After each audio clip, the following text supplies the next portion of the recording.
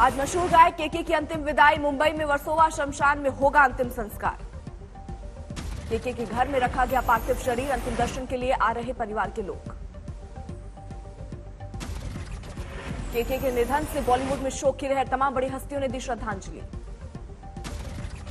2 दिन पहले कोलकाता में हुआ था निधन। कॉन्सर्ट के बाद बिगड़ी थी सेहत।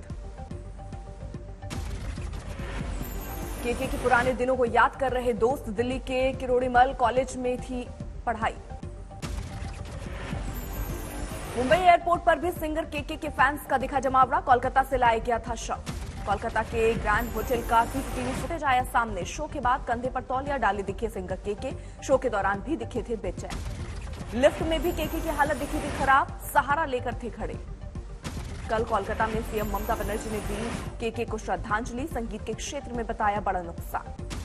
कोलकाता के रविंद्र सदन में पुलिस ने दिया था गन सैल्यूट।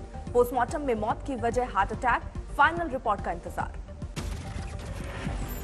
गुजरात कांग्रेस के पूर्व कार्यकारी अध्यक्ष हार्दिक पटेल आज बीजेपी में होंगे शामिल। गुजरात में पाटीदार समाज में हार्दिक की अच्छी पकड़। हार्दिक पटेल ने ट्वीट कर दी जानकारी। प्रधानमंत्री श्री नरेंद्र भाई मोदी जी के नेतृत्व में चल रहे राष्ट्र सेवा के भागीरथ कार्य में छोटा सा सिपाही बनकर काम करूंगा। बीजेपी में जाने से की भक्ति में तैयारी। सबसे पहले घर में दुर्गा पूजा।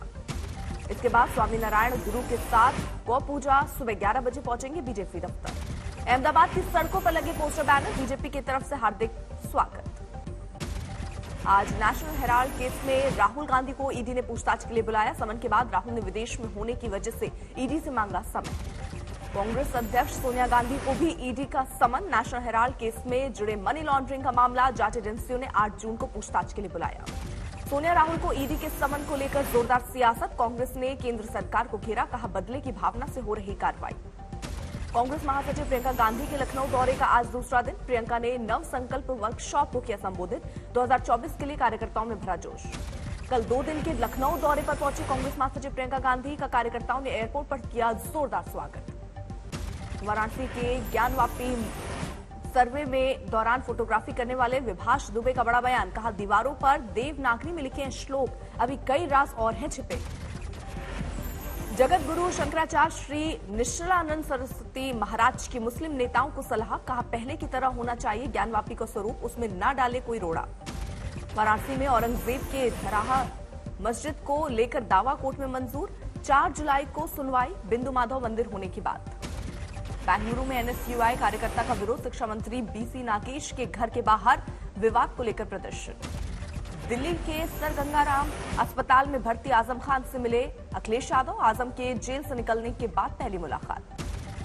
जल्द ही शिक्षा को लेकर एक ऐप लॉन्च करेंगे सौरभ गांगुली। ट्वीट के जरिए दी जानकारी। सौरभ गांगुली ने अटकलों पर लगाया विराम। कहा मैंने नहीं दिया बीसीसीआई अध्यक्ष पद से इस्तीफा। वर्ल्ड बॉक्सिंग चैंपियन से मिले प्रधानमंत्री नरेंद्र मोदी। निखत जरीन, मनीषा मौन और परवीन हड्डा से की मुलाकात। पीएम मोदी ने बॉक्सिंग चैंपियन निखत जरीन को बताया देश का भविष्य। कहा निखत ने बढ़ाया देश का मान। बिहार के समस्तीपुर में एक टीचर का छात्रों को गाना गाकर पढ़ाने का वीडियो वायरल। फिर बढ़ने लगे कोरोना के केस। 24 घंटे में 3700 से ज्यादा नए मामले। एक दिन में 35% बढ़े कोरोना के सक्रिय मामलों में 19,000 से ज्यादा।